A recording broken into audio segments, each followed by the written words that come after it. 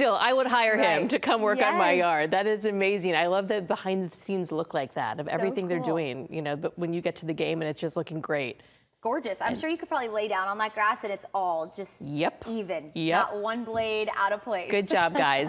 All right, we do have to talk about this First Alert Weather Day. First Alert meteorologist Courtney Jacobazzi tracking it, and it's already started in West Georgia. Right, yeah, north and west of the city already waking up to rain and storms. More on the way today, unfortunately. Not a great day to make outdoor plans, guys. Here's a look at First Alert radar. We'll start with this to kind of get you prepared if you are getting up and at it this morning. Rain, some pockets of heavier rain from Rabun County all the way down into Lumpkin and White County. More heavy rain and thunderstorms starting to move into West Georgia as well. I did just look at kind of the dynamics out there right now.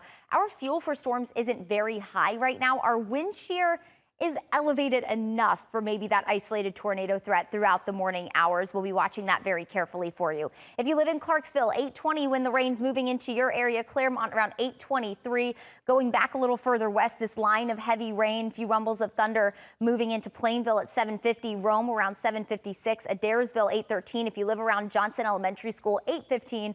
And Carter's Lake around 818. Nothing severe right now, but we are watching for severe weather today. We do have that isolated severe threat. Wind will be our greatest concern. That's at about a medium risk.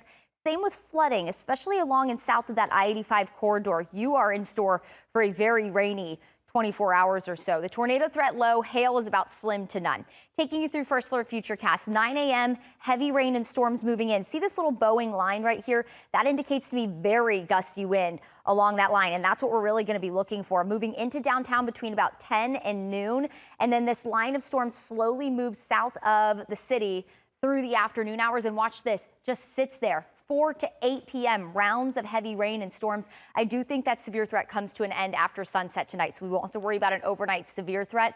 But going into tomorrow, the rain continues. The morning commute could be a pretty wet one, especially along and south of that 85 corridor. We dry out through the afternoon and evening, but we could pick up 2 to 4 inches of rain with isolated totals. So flash flooding a concern tomorrow. Beyond that, cooler.